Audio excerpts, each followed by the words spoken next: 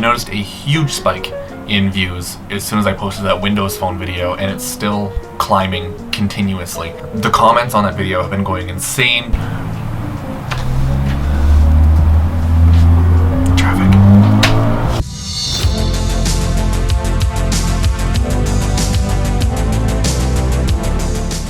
So in the comments, there were a lot of recommendations for different apps and things to try with the phone.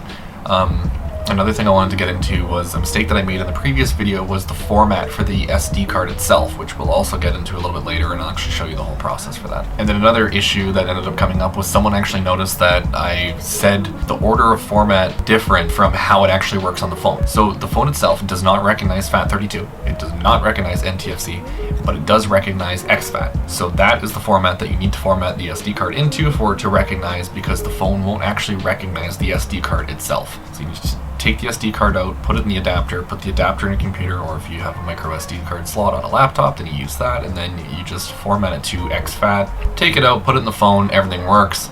You never have to touch it again. And with Windows 10 Mobile already being in the end of life cycle, there's not going to be an update to fix this. So that's just kind of the workaround. Format it to exFAT, pop it in, you're good, no issues, whatever. It sucks, that's just how it is. I highly doubt there's a lot of people going to be out pursuing these phones, unless you're like me and you buy another one.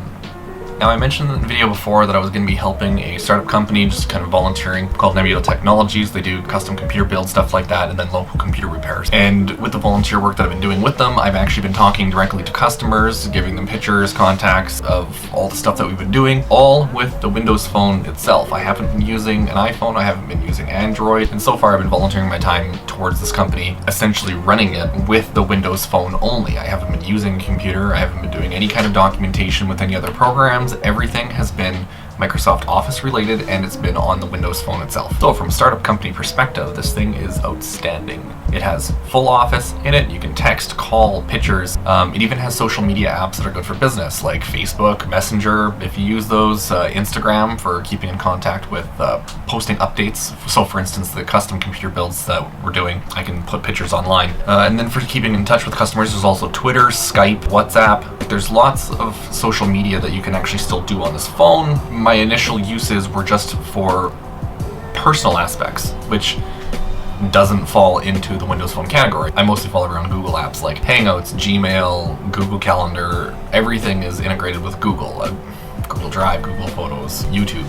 The only thing I don't use is Google Music. I use SoundCloud. The whole thing with SoundCloud was another thing a lot of people were commenting about, is why I keep using SoundCloud and not other services. It's because I make music and I upload it to SoundCloud. I've never uploaded to any other services. For Google Music, you have to pay for it. For Apple Music, you have to pay for it and have a registered label that you work with. I haven't dived into any other services, so I'm not really sure the whole process that you have to do with those. It's just SoundCloud, you just make an account, you upload. If it gets flagged from another artist, that's pretty much it. The song gets taken down. Most people don't care. It's kind of an open source community of music, which is why I continue using SoundCloud versus the other ones where there's tons of chaos about stealing music and remixes not being authorized and things like that. So for someone who's just making music, it doesn't care. It's just to make music for making music. It's not about money or profiting or anything like that. SoundCloud ends up being the ideal option for that. But that's a whole other story on its own. We're not even going to get into that today.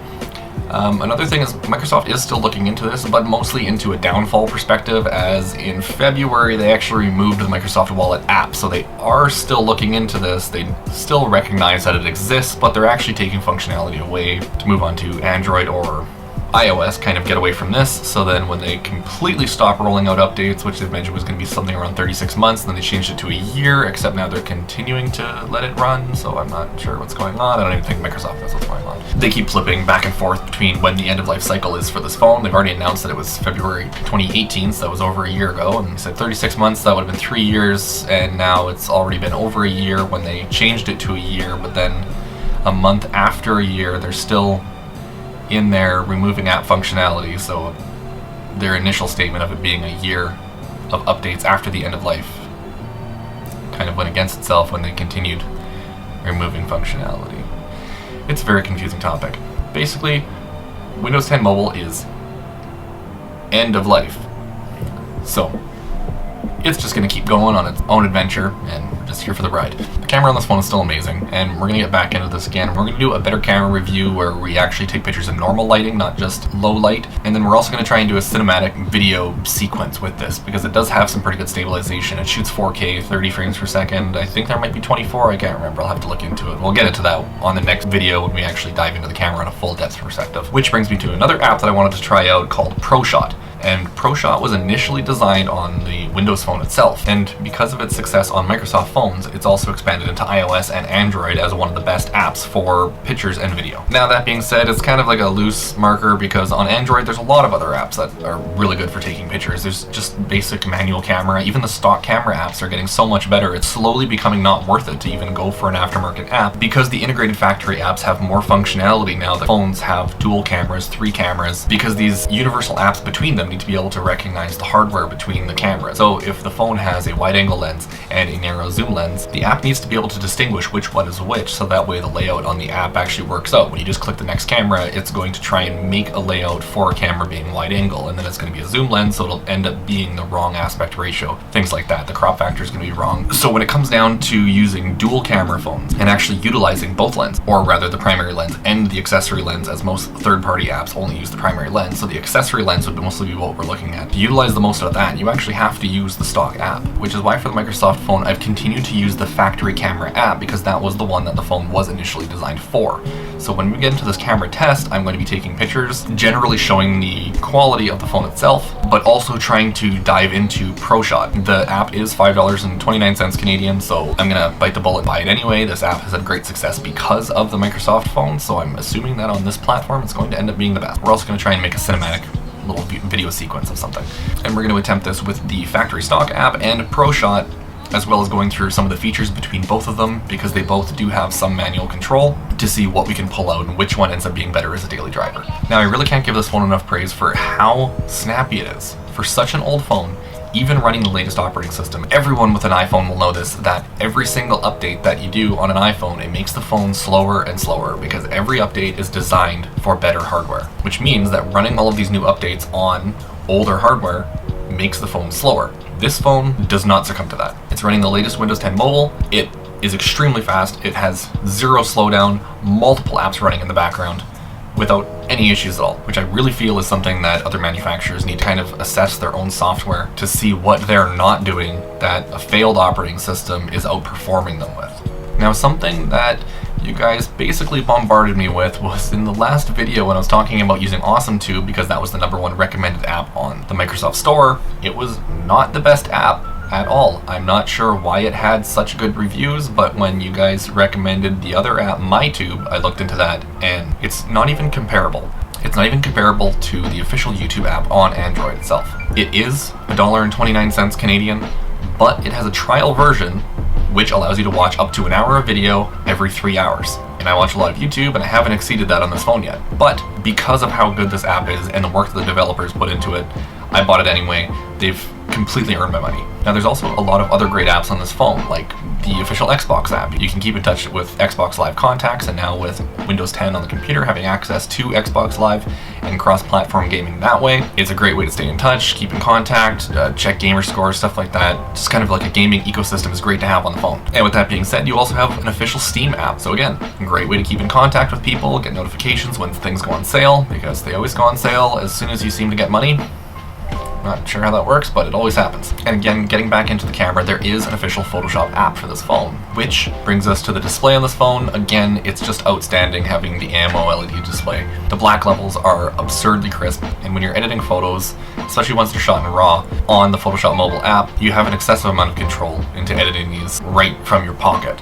You don't need to go to a computer, you don't need to open Camera Raw, stuff like that. You can just open it right in your phone, a great display, to start manipulating colors, color correction, things like that, just to get the best photo quality you can out of the phone without actually exporting using something else. It's just an all-in-one package of excellence with this phone and camera and screen, and everything about it is just like the perfect sort of situation, which is why I feel like Android cameras failed, where they actually had a point-and-shoot camera with the Android ecosystem. They were just putting it on a really terrible camera, so no one wanted to buy them. It was a terrible camera, they were overpriced, but they had the Android ecosystem where you could have tons of apps to edit the photos and upload over Wi-Fi's. I believe some of them even had a SIM card slot for using mobile data to actually upload the photos directly from it to Instagram, Facebook, stuff like that. But I feel like this Microsoft phone is another step in the better direction of that, with the AMO LED display, having an official Photoshop app. There are tons of other photo editing apps that I haven't even looked at, mostly because I just know the ecosystem of the Photoshop app, and it's the same across all the platforms. So iOS, Android, Windows Mobile, it's always my go-to because it's always very similar to the same layout, so it's really easy to just dive in and know what you're doing.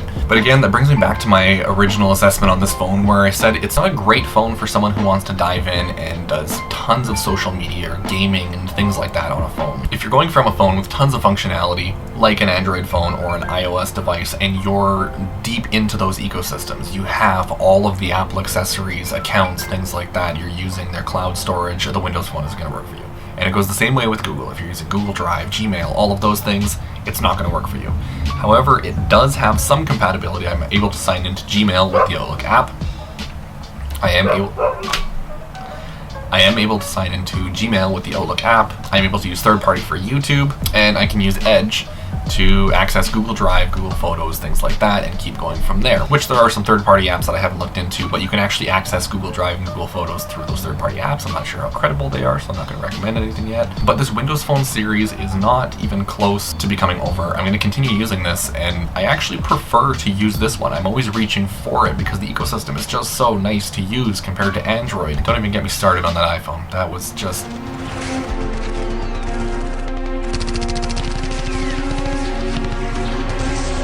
Okay, let's talk about the speakers. The huge downfall on this is it doesn't have front-facing speakers. It doesn't even have a down-firing speaker. It has a rear-facing speaker, which is extremely hard to do that cup thing with your hand when you're holding it in the middle of the phone to try and scoop the speaker back towards you. It is a loudspeaker. It's not a normal speaker. It is extremely loud, so much that you can actually feel the phone vibrate and distortion and everything. So it's not the highest quality, but it's extremely loud. So again, moving into that whole business phone aspect, let's say you're working in a very noisy atmosphere, you're in a factory or something like that. You want this phone? It's loud. You're not going to miss a call with this thing. You're not going to miss a text message when the person across the factory wearing hearing protection can hear that you've received a text message. Maybe not to that extent, but you get the idea. It's loud. So this is the phone that I initially wanted. And right now, volunteering at Nebula, this is my official phone for it. The phone number and everything is going to be the phone number for Nebula Technologies. When that company is going to be hiring employees, they will need another contact for that employee. So it's going to have another employee phone. And because this Windows phone is working out so well for me, the entire company is primarily going to be based around Windows phones. We're going to keep using the 950 XLs as long as possible. However, I ended up finding a deal that I couldn't pass up. So I got a Lumia 950 non-XL, and the buttons have different placements, and it throws me off so hard trying to go between those phones. I just don't understand who is in charge of designing this when they made two phones. They're essentially the same, and the buttons are in a completely different place. So if you pick up the wrong phone, you're looking for that power button, where the power button on the XL is in the middle, volume up and volume down are on either side of the power button. It makes a lot of sense like that. So that was something that I didn't even think that I was going to be getting into, but that just drove me absolutely insane, trying to get used to both of those when they're essentially the same phone, they're just different sizes, but then they ended up being a completely different layout. But that's not for me, that's for someone else in the future to deal with, so it's not my problem. So that pretty much wraps it up. I still love the Windows Phone 2019. I'm still using it every single day, and I'm volunteering for a startup company running essentially everything with the Windows Phone and nothing else. We're not using a computer, we're not using any other editing software. Everything so far has been run on the Microsoft Lumia 950 XL. And as long as we can, we're going to continue running that company on the 950 XL. But I can't record during the day. So that's all we had for this. I hope I touched on a lot of things that you guys were commenting in the last video. If there's more, leave them down below. I'll make a third part. I'm going to be making one anyway when I update about the camera, so maybe we can talk about that then. But just keep bombarding those comments. I read every single one. I try and comment on as many as possible. Hit the like button if you liked it, hit the dislike button if you didn't like it. I like to know these things, and they give me the information that I need to continue making videos that you guys want to see. These videos take a lot of work, and I don't like wasting my time on tons of videos that no one's going to watch. So Give me the feedback. Let me know what you want to see. Don't forget to subscribe. You see it at the end anyway, but 97% of my viewers are not subscribers. So hit that subscribe button. It helps out a lot. It keeps you notified of everything that's coming up. And that's it for me. I'll see you guys on Thursday.